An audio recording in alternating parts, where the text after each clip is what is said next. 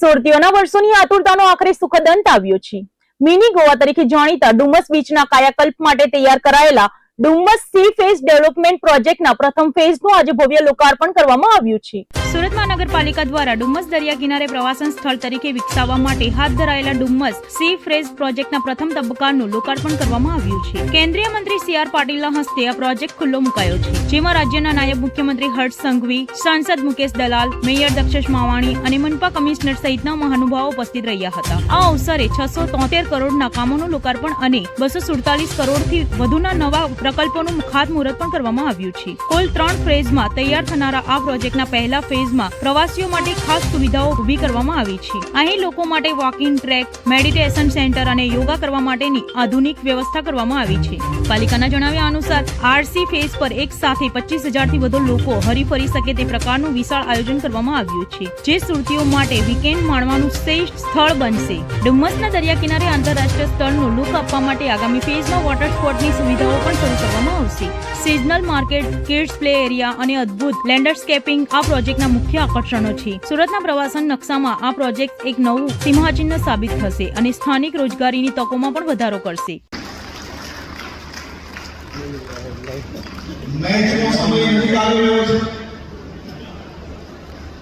आप सब लोग को विचारता हो कि कार्यक्रम क्यारे पूर्ण થાય ને જલ્દીથી આપણે સૌ લોકો ટીવી સામે ક્યારે બેસીએ।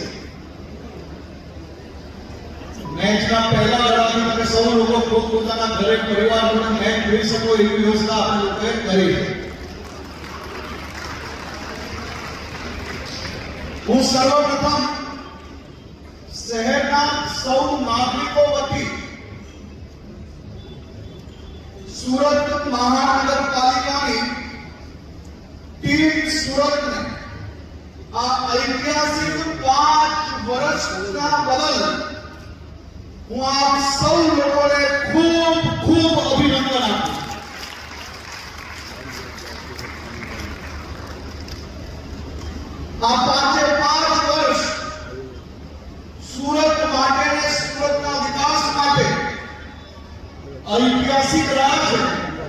સુરત શહેરના તમામ ખૂણાઓથી સ્કૂલ હોય, સ્વચ્છતાની વાત હોય, street light, road, drainage, library અને બીજા અનેક ભેટ સોગાદો પહોંચાડવા માટે આ 5 વર્ષની આપણી ટીમ સુરત ઐતિહાસિક સફળતા પ્રાપ્ત કરી છે। હું મેયર શ્રી, સ્ટેન્ડિંગ કમિટીના ચેરમેન શ્રી, પૂર્વ મેયર શ્રી, પૂર્વ સ્ટેન્ડિંગ કમિટીના ચેરમેન શ્રી અને એમના સૌ સાથીઓને સુરતના બધા જ નાગરિકો વતી દિલથી આભાર માનું છું। ઉપમુખ્યમંત્રી તરીકે નહીં, પરંતુ આ શહેરના નાગરિક તરીકે દિલ સે આભાર, દિલ સે થેન્ક યુ। અને સાથે સાથે મહાનગરપાલિકાના કમિશનર થી લઈને સ્વચ્છતા દૂતો સુધીના તમામ ટીમ એસએમસીને भी ખૂબ ખૂબ હૃદયપૂર્વક આભાર માનું છું। વાતાવરણ બની રહ્યું છે। માન્ય મેયરે કહ્યું કે કદાચ આજે છેલ્લો મોટો કાર્યક્રમ છે, તમે એટલા માટે એની તૈયારી કરી હતી, પરંતુ જેની શરૂઆત સારી હતી તે મેળવે છેલ્લા દિવસોમાંથી એક વિચાર કરવાનો શિક્ષણ પ્રાપ્ત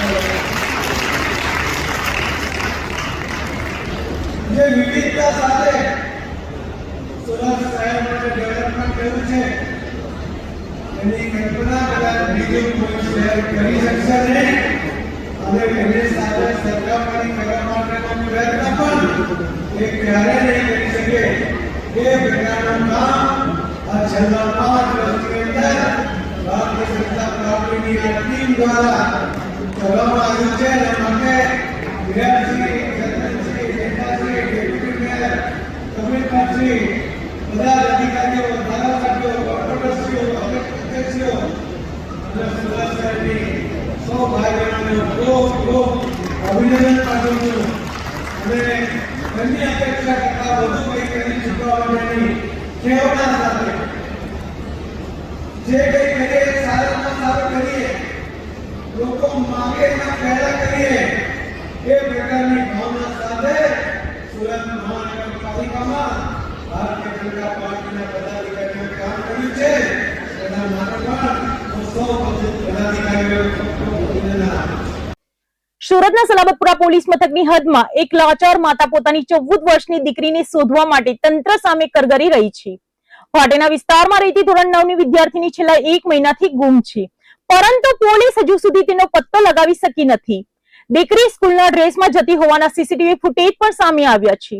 તેમ છતાં પોલીસની ઢીલી કામગીરીને લઈને અનેક સવાલો ઉઠી રહ્યા છે. સુરતના ભાટેના વિસ્તારમાં રહેતી 14 વર્ષની સગીરાને શોધવા માટે તેની માતા સાવિત્રી દુબે છેલ્લા 1 મહિનાથી સલાબતપુરા પોલીસ સ્ટેશનના ધક્કા ખાઈ રહી હતી. આ બાળકી કડીવાલા સ્કૂલમાં ધોરણ 9 માં અભ્યાસ કરે છે અને 1 મહિના પહેલા તે રહસ્યમય રીતે ગુમ થઈ ગઈ હતી. 1 મહિનાનો લાંબો સમય વીતવા છતાં દીકરીની કોઈ ભાન ન મળતા પરિવાર પર આપ તૂટી પડ્યું હતું. પોલીસ તપાસમાં એક સીસીટીવી ફૂટેજ પણ સામે આવ્યા છે, જેમાં આ વિદ્યાર્થીની સ્કૂલના યુનિફોર્મમાં પસાર થતી જોવા મળી રહી છે. આ ફૂટેજ હોવા છતાં સલાબતપુરા પોલીસના હાથ હજુ ખાલી છે. સગીર વયની બાળકી ગુમ થઈ તેવી અત્યંત ગંભીર બાબત હોવા છતાં પોલીસની તપાસની ગતિ ખૂબ જ ધીમી હોવાનો આક્ષેપ તેની માતા દ્વારા કરવામાં આવ્યો છે. આજે ફરી એકવાર પોલીસ મથકે પહોંચેલી માતાએ ભીની આંખે પોલીસને દીકરી શોધી આપવા વિનંતી કરી હતી. સુરતમાં જ્યારે વિદ્યાર્થીનીઓની સુરક્ષા અને સી ટીમના મોટા દાવાઓ કરવામાં આવે છે, ત્યારે ધોરણ 9 માં ભણતી દીકરી 1 મહિના સુધી ન મળે તે પોલીસની કાર્યપ્રણાલી સામે મોટા પ્રશ્નાર્થ ઉભા કરે છે. હવે જોવાનું એ રહેશે કે પોલીસ ક્યારે આ માસૂમ બાળકીને તેના પરિવાર સાથે મેળવી આપે છે. आपका नाम? सावित्री दुबे। क्या हुआ है, कितने साल की आपकी बेटी, क्या नाम? मैडम मेरी लड़की 14 साल की है और 5 तारीख को है ना घर से निकली थी स्कूल के लिए, वापस घर पे नहीं आई तो हम 6:30 बजे रोज का वो स्कूल से आ जाती है, तो उस दिन स्कूल से नहीं आई तो हम 7 बजे तक इंतजार करे. 7 बजे के बाद हमने टीचर को फोन मिलाया तो टीचर ने बोला सुषमा आज स्कूल आई नहीं है, तो बोला स्कूल नहीं आई तो मैं भटेना में जो जहाँ से बैठ की जाती है BRDS रोड पे वहाँ गई मैं, तो वहाँ पता चला कैमरा नहीं है. फिर मैं वहाँ से भागी यूनिक आई तो यूनिक पे इधर उधर टपासा कहीं नहीं दिखी. फिर वहाँ साहब लोग ने बोला एक काम करो तुम कि सीधा पुलिस चौकी जाओ, तो अभी लिखा दो तो अच्छा रहेगा, अभी मिल जाएगी. फिर गई मैं वहाँ लिखाई, रिपोर्ट लिखाई. फिर साहब ने मैडम ये लोग आए सब साथ में, कैमरा देखे चेक करे तो उधर के एक कैमरा में दिख रही है, फिर भटेना के कैमरा में एक में, और ये अपने यूनिक के उसमें है कोविड के कैमरा पे, फिर दरगाह के कैमरा पे आगे नहीं दिख रही. तो सिविल के सामने जो कड़ी वाला स्कूल है उसमें इसका एडमिशन कराया है हमने, उसमें ही 9वीं में पढ़ती है वो. कितने दिनों से वो भी लापता है? 5 तारीख को 1 महीना पूरा हो गया, दूसरा महीना चालू है. और पुलिस क्या कह रही है? यही बोल रही कि हमारी तलाश जारी है, हम ढूंढ के लाके देंगे, कहीं से भी ढूंढेंगे, हमारी तलाश जारी, हम लाके तुमको देंगे, बच्ची छोटी है, ऐसा ही बोल रहे हैं. आपको किसी पे आशंका है? नहीं किसी गया होगा? नहीं, मैंने रिश्तेदारी नातेदारी में भी सब कहीं जहाँ तक हमारा चला, मैं महीना भर से घर पे बैठी हूँ, जहाँ तक चला हमने सब कहीं तपास ले लिया, कहीं पे कुछ पता नहीं चल रहा है. સુરતના ભેસ્તાન વિસ્તારમાં પડતર વીજ બિલના કેસોના ઝડપી નિકાલ માટે એક વિશેષ મોબાઈલ લોક અદાલતનું આયોજન કરવામાં આવ્યું હતું. સુરતના ઉનપાડિયા વિસ્તારમાં આવેલા દાદા કોમ્યુનિટી હોલ ખાતે આજે જિલ્લા કાનૂની સેવા સત્તા મંડળ દ્વારા મોબાઈલ લોક અદાલતનો વિશેષ કાર્યક્રમ યોજાયો હતો. આ લોક અદાલતનો મુખ્ય હેતુ કોર્ટમાં પેન્ડિંગ રહેલા વીજ બિલના કેસોનો ઝડપી નિકાલ લાવવાનો છે. આ તક હેઠળ ગ્રાહકોને માત્ર મૂળ રકમ ભરીને પોતાના કેસો પૂર્ણ કરવાની સુવર્ણ તક આપવામાં આવી છે. મહત્વનું એ છે કે આ મોબાઈલ લોક અદાલતમાં ગ્રાહકોના માથે ચડેલું વ્યાજ અને પેનલ્ટી સંપૂર્ણપણે માફ કરવામાં આવી છે. એટલું જ નહીં, જો કોઈ ગ્રાહક એક સાથે રકમ ન ભરી શકે તો તેમને બાકી રકમ સરળ હપ્તામાં ચૂકવવાની વિશેષ સુવિધા પણ ઉપલબ્ધ કરવામાં આવી છે. આ ઉમદા અભિગમને કારણે ગ્રાહકોના કોર્ટ કચેરીના ધક્કા અને નાણાંનો વ્યય બચ્યો છે. આજના આયોજન દરમિયાન કુલ 64 વીજ બિલના કેસો હાથ પર લેવામાં આવ્યા છે, જેમાંથી 26 કેસોનો સ્થળ પર જ સુખદ નિકાલ કરવામાં આવ્યો છે. વકીલો અને કાનૂની સેવા સત્તા મંડળના સભ્યો દ્વારા ગ્રાહકોને સમજાવીને કાયદાકીય ગૂંચવણોમાંથી મુક્તિ અપાવી હતી. જો હજુ પણ કોઈ ગ્રાહક આ લાભ લેવા માંગતા હોય તો તેઓ અઠવાલાઇન્સ ખાતે આવેલી જિલ્લા ન્યાયાલયની કચેરીનો સંપર્ક કરી શકે છે. જી, મારું નામ વિશાલ લંગાડિયા છે. હું લીગલ એડ ડિફેન્સ કાઉન્સિલ છું અને કોસાડ ખાતે જે મોબાઈલ લોક અદાલતને સફળતા મળેલી એ ભવ્ય સફળતાને ધ્યાને લઈને જિલ્લા કાનૂની સેવા સત્તા મંડળના અધ્યક્ષશ્રી તથા પ્રિન્સિપાલ ડિસ્ટ્રિક્ટ એન્ડ સેશન જજ સાહેબશ્રી આર ત્રિવેદી સાહેબની સૂચના મુજબ અમે ઊન ભેસ્તાન ખાતે લોકોને ડોર સ્ટેપ પર એટલે કે ઘર આંગણે ન્યાય મળી રહે એવા બહોળ હેતુથી મોબાઈલ લોક અદાલતનું આયોજન કરીને અત્રે ઉપસ્થિત છીએ. અહીંયા કુલ 65 જેટલા દાવાઓ છે પેન્ડિંગ, જેમાંથી 26 જેટલા દાવાઓનું નિરાકરણ થયું છે. હજુ પણ પબ્લિક આવી રહ્યું છે અને સફળતા મળી રહી છે. લગભગ 80% દાવાઓનો તો આજે જ નિકાલ થઈ જેવી શક્યતા છે. પબ્લિકનો રિસ્પોન્સ ખૂબ સારો છે. આપણે જિલ્લા કાનૂની સેવા સત્તા મંડળના ફૂલ ટાઈમ સેક્રેટરી સાહેબ શ્રી DR જોશી સાહેબ પણ સ્થળ પર હાજર છે. LADC, PLV, સ્થાનિક લોકલ એડવોકેટ શ્રીઓ અને DGVCL વગેરે બધા હાજર છે. ચલણ માફ થાય છે એવું સોશિયલ મીડિયામાં વાયરલ થાય છે. એ ચલણ જે છે ટ્રાફિકના એ 100% માફ થાય એ વાત જે છે તે ખરી નથી અને ગુજરાત સરકારમાંથી કે નામદાર ગુજરાત હાઈકોર્ટ તરફથી એવી કોઈ સૂચનાઓ મળી નથી.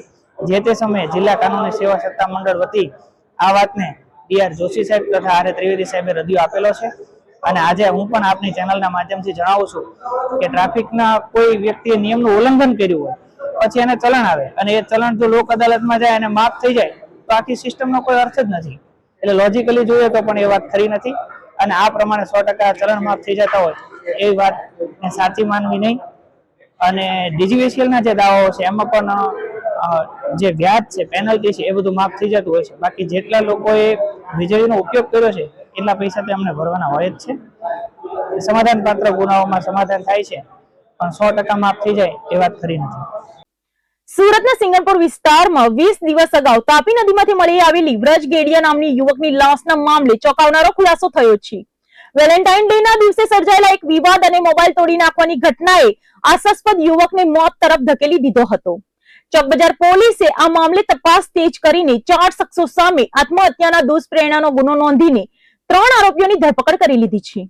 સુરતના સિંગણપુર વિસ્તારમાં રહેતા વ્રજ ગેડિયાની 20 દિવસ અગાઉ તાપી નદીમાંથી લાશ મળી આવતા ચકચાર મચી ગઈ હતી. ચોકબજાર પોલીસે અકસ્માતે મોત પાછળના કારણો તપાસતા ઘટનાના તાર વેલેન્ટાઇન ડે સાથે જોડાયેલા જોવા મળ્યા છે. 14 ફેબ્રુઆરીએ એક યુવતી તેના પ્રેમી સાથે ભાગી ગઈ હતી, જેના પરિવારજનો પ્રેમીના મિત્રને પકડીને માર મારી રહ્યા હતા. આ હિંસાનો વિડીયો ઉતારતો વ્રજ માટે કાળ સાબિત થયો હતો. જ્યારે વ્રજ આ મારપીટનો વિડીયો પોતાના મોબાઈલમાં કેદ કરી રહ્યો હતો ત્યારે હુમલો કરનાર યુવકોની નજર તેના પર પડી હતી. ઉશ્કેરાયેલા શખ્સોએ વ્રજ પાસેથી મોબાઈલ ઝૂંટવી લીધો હતો અને તેને જમીન પર પટકીને તોડી નાખ્યો હતો. જાહેરમાં થયેલા અપમાન અને પોતાના મોબાઈલ તૂટી જવાની વાતનું વ્રજને ખૂબ જ માઠું લાગી આવ્યું હતું. આ આઘાતમાં તેને પોતાની બાઇક ઘરે પાર્ક કરી અને તાપી નદીમાં કૂદી પડ્યો હતો. પોલીસે આ મામલે તપાસ કરીને જયંતિ ગોંડલિયા, દિલીપ પીપળિયા, દિલીપ ધનજી ગોંડલિયા અને ભાવેશ ઘોઘારી વિરુદ્ધ આત્મહત્યા માટે મજબૂર કરવાનો ગુનો નોંધ્યો છે. પોલીસે અત્યાર સુધીમાં જયંતિ અને બંને દિલીપ નામના શખ્સોની ધરપકડ કરી દીધી છે, જ્યારે ભાવેશ ઘોઘારીની શોધખોળ હજુ પણ ચાલુ છે. માત્ર એક મોબાઈલ તોડવાની અને સામાન્ય બોલાચાલીની ઘટનાએ એક યુવાનનો જીવ લીધો છે, જે મામલે હવે કાયદેસરની કાર્યવાહી તેજ. સુરતના લિંબાયત વિસ્તારમાં લગ્ન પ્રસંગ દરમિયાન થયેલા સનસનાટી ભર્યા ફાયરિંગના કેસમાં પોલીસને મોટી સફળતા મળી છે. જૂની અદાવતનો બદલો લેવા માટે જાહેરમાં ગોળીબાર કરનાર નામચીન આરોપી ભાર્ગવ પાટીલને પોલીસે મહારાષ્ટ્રથી દબોચી લીધો છે. 34 થી વધુ ગંભીર ગુનાઓમાં સંડોવાયેલા આ આરોપીની ધરપકડ બાદ પોલીસે લિંબાયત વિસ્તારમાં તેનો વરઘોડો કાઢીને ગુનેગારોમાં ફફડાટ ફેલાવી દીધો છે. ગત 19મી ફેબ્રુઆરીના રોજ લિંબાયત વિસ્તારમાં યોગેશ મારવાડીના પુત્રના લગ્ન પ્રસંગમાં ખુલ્લેઆમ ફાયરિંગની ઘટના બની હતી. વરઘોડામાં હર્ષોલ્લાસ વચ્ચે અચાનક ગોળીબાર થતા અફરાતફરી મચી ગઈ હતી. ભાર્ગવ પાટીલ નામના શખ્સે જૂની અદાવત રાખીને અજય ઉર્ફ પિન્ટુ ગિરાસે પર નિશાન સાધીને ફાયરિંગ કર્યું હતું. આ ઘટના બાદ આરોપી ફરાર થઈ ગયો હતો, જેને પકડવા માટે લિંબાયત પોલીસે અલગ અલગ ટીમો બનાવી તપાસ તેજ કરી હતી. લિંબાયત પોલીસે ટેકનિકલ સર્વેલન્સ અને હ્યુમન સોર્સની મદદથી તપાસનો દોર મહારાષ્ટ્ર સુધી લંબાવ્યો હતો. આખરે બાતમીના આધારે આરોપી ભાર્ગવ પાટીલને જલગાંવ જિલ્લાના 40 ગામ ખાતેથી ઝડપી પાડવામાં આવ્યો છે. પકડાયેલો આરોપી કોઈ સામાન્ય ગુનેગાર નથી. તેના વિરુદ્ધ અગાઉ લૂંટ, મર્ડર અને ફાયરિંગ જેવા 34 થી વધુ ગંભીર ગુનાઓ નોંધાઈ ચૂક્યા છે. આરોપીની ધરપકડ કર્યા બાદ લિંબાયત પોલીસે તેની શાન ઠેકાણે લાવવા માટે જે વિસ્તારમાં દશેહત ફેલાવી હતી ત્યાં જ તેનો વરઘોડો કાઢ્યો હતો. કાયદાનો ડર જળવાઈ રહે અને સામાન્ય જનતામાં સુરક્ષાનો અહેસાસ થાય તે હેતુથી પોલીસે આ કાર્યવાહી કરી હતી. હાલ પોલીસે હથિયાર ક્યાંથી આવ્યું અને આ ગુનામાં અન્ય કોણ સામેલ છે તે દિશામાં તપાસનો ચક્કો ગતિમાન કર્યા છે. ગત 19/2/2026 ના રોજ સદર જગ્યાએ યોગેશ મારવાડી નાઓના દીકરાના લગ્ન પ્રસંગ હોય, જે અનુસંધાને યોગેશ મારવાડી અને તેમનો મિત્ર અજય ઉર્ફે પિન્ટુ રામસિંહ ગિરાસે નાઓ અહીંયા વાતચીત કરતા હોય તે સમયે સદર આરોપી આવી ગયેલો હોય અને તેમના ભાઈ તેમને એવો આરોપ છે કે સદર મરનાર આરોપીનો ભાઈ છે એનું મદદ થયેલું હતું, જે અનુસંધાને અંગત અદાવતમાં તેમણે અજય ઉર્ફે પિન્ટુ ગિરાસે નાઓના ઉપર પોતાના પાસે રહેલ ગેરકાયદેસર કટ્ટાથી ફાયરિંગ કરેલું અને જમણા પગમાં ફાયરિંગ કરી અને જે તે વખતે ગુનાવાળી જગ્યાએથી નાસી ગયેલ અને એક આરોપી પકડી પાડેલ. ત્યારબાદ મહેરબાન પોલીસ કમિશનર શ્રી સેક્ટર 1 સાહેબ, ઝોન 2 સાહેબ અને મદદનીશ એસીપી ડી ડિવિઝન સાહેબ નાઓના માર્ગદર્શન હેઠળ અલગ અલગ ટીમો બનાવી સદર આરોપીઓને પકડવા માટે ત્યારબાદ મહારાષ્ટ્ર ખાતેથી આપણને બાતમી મળેલ હતી કે તે 40 ગાંવ જગ્યાએ એક જગ્યાએ આવવાનો હોય, જેના આધારે ટેકનિકલ વર્કઆઉટ અને હ્યુમન સોર્સના આધારે સદર આરોપીને મહારાષ્ટ્ર જિલ્લાના જલગાંવ ખાતેથી 40 ગાંવ નામના એક જગ્યાએથી સદર આરોપીને પકડી પાડેલ છે અને પકડીને કાયદેસરની કાર્યવાહી કરી અને સદર ગુનાવાળી જગ્યાએ લાવી તેમનું રિકન્સ્ટ્રક્શન કરવામાં આવેલ છે. એના ઉપર કેટલા ગુનાઓ નોંધાયેલા છે? સદર આરોપીઓ ઉપર 34 જેટલા લૂંટ, murder, attempt two murder, robbery, snatching, firing ના અસંખ્ય ગુનાઓ નોંધાયેલા હોય અને જે અનુસંધાને તેને લાવીને કાયદામાં રહેશો તો ફાયદામાં રહેશો તેમજ ગુનાવાળી જગ્યાએ લાવીને રિકન્સ્ટ્રક્શન પંચનામું કરવામાં આવેલ છે. ગુનાખોરી કરનારાને શું તમે ચેતવણી આપવા માંગો છો?